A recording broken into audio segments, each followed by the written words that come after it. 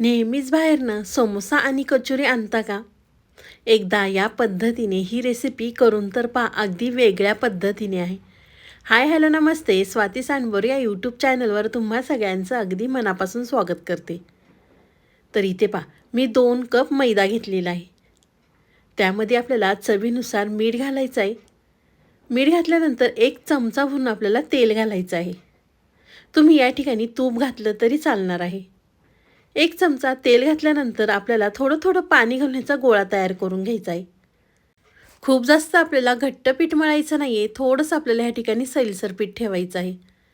तर तुम्ही या ठिकाणी पाहू शकता, मी थोडं थोडं पाणी घालून ह्याचा गोळा तयार करून घेतलेला आहे. तर आपल्याला 10 मिनिटासाठी साईडला ठेवायचं आहे. तोपर्यंत आपण दुसरी तयारी करूया. इथे पहा, मी 3 बटाटे उकडलेले घेतलेले आहेत. तर आपल्याला त्याची साल काढून घ्यायची आहे. साल काढल्यानंतर या ठिकाणी मी बारीक किसणी घेतलेली आहे. किसणीने आपल्याला हे सगळे बटाटे किसून घ्यायचे आहेत. तोपर्यंत तुम्ही माझा व्हिडिओ इथपर्यंत पाहिलाच आहे आणि तुम्हाला जर व्हिडिओ आवडला असेल ना, तर व्हिडिओला एक लाईक नक्कीच करा. साईडचं बेल आयकॉनसुद्धा प्रेस करा, म्हणजे तुम्हाला माझे नवीन नवीन व्हिडिओचं नोटिफिकेशन सगळ्यात आधी येईल. तर तुम्ही या ठिकाणी पाहू शकता, मी तिन्हीसुद्धा बटाटे किसून घेतलेले आहेत.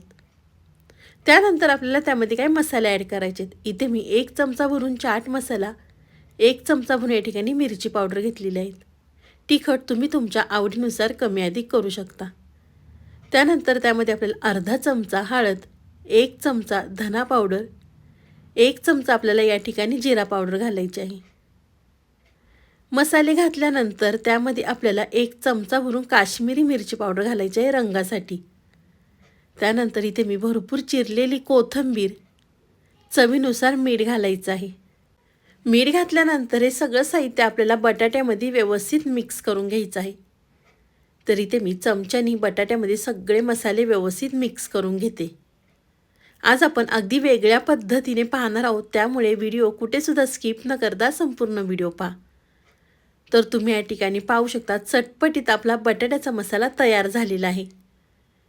तर तो सुद्धा आपण एका साईडला ठेवून देऊया. इथे मी पळपट घेतलेला आहे. त्यावरती आपल्याला छोटासा मैद्याचा गोळा घ्यायचा आहे आणि छान आपल्याला पातळ याची चपाती लाटून घ्यायची आहे. थोडासा त्यावर आपल्याला मैदा भुरभुरायचा आणि पातळ आपल्याला याची चपाती लाटून घ्यायची आहे. अगदी व्हिडिओमध्ये दाखवते ना, त्या पद्धतीने करून घ्या. तर तुम्ही या ठिकाणी पाहू शकता, छान अशी गोल गरगरीत मी मैद्याची चपाती लाटून घेतलेली आहे. चपाती लाटल्यानंतर त्याच्या आपल्याला साईडच्या किनारी कट करून घ्यायच्या आहेत. तोपर्यंत तुम्ही माझ्या चॅनलवर नवीन आला असेल ना, तर प्लीज एक सबस्क्राईब नक्कीच करा. नवीन यूट्यूबरसाठी तुमचं एक सबस्क्राईब नवीन यूट्यूबरला उमेद देऊन जातं. तर इथे मी सगळ्या ह्या चपातीच्या साईडच्या किनारी कट करून घेते. तुम्ही जर एकदा केली ना, तर आठवड्यातनं 2 ते 3 वेळा नक्कीच बनवाल. तुम्ही मैद्याच्या ऐवजी गव्हाचं पीठ वापरलं ना, तरी या ठिकाणी चालणार आहे. मी तुम्हाला तीसुद्धा रेसिपी लवकरच अपलोड करणार आहे. तर इथे पहा, मी सगळ्या किनारी कट करून घेतल्यानंतर आपल्याला अर्ध्या ह्या चपातीच्या सुरीने दाखवते ना, त्या पद्धतीने कट करून घ्या. ही रेसिपी ना दिसायला तेवढी छान आहे ना, खायला तेवढीच अगदी चविष्ट आहे. तुम्ही या ठिकाणी पाहू शकता, सुरीने मी सगळे इथे कट करून घेतलेलं आहे. त्यानंतर आपण जे बटाट्याचं स्टफिंग केलं होतं ना, ते आपल्याला छान असं गोल रोल करायचं आहे. अगदी व्हिडिओमध्ये दाखवते ना, त्या पद्धतीने करा. बटाट्याचं स्टफिंग त्यावरती ठेवल्यानंतर आपल्याला त्याचे गुंडाळी करून घ्यायची आहे. तर इथे मी दाखवते ना, त्या पद्धतीने करून घ्या. तर इथे पाहू शकता, हलक्या हाताने मी त्याचा रोल करून घेतलेला आहे आणि दोन्ही साईडनी सुद्धा आपल्याला पॅक बंद करून घ्यायचा आहे. दिसायलाच पहा ना, किती सुंदर दिसतोय. खरंच खायला सुद्धा अगदी अप्रतिम लागतो बरं का. तुम्ही बाहेरचा समोसा आणि कचोरी नक्कीच विसरून जाल, एकदा जर ह्या पद्धतीने बनवला तर. मुलांना सुद्धा काहीतरी वेगळ्या पद्धतीने दिसलं ना, तर मुलं सुद्धा खरंच अगदी आवडीने खातात. तर अशाच पद्धतीने या ठिकाणी तुम्हाला मी दुसरं सुद्धा करून दाखवते.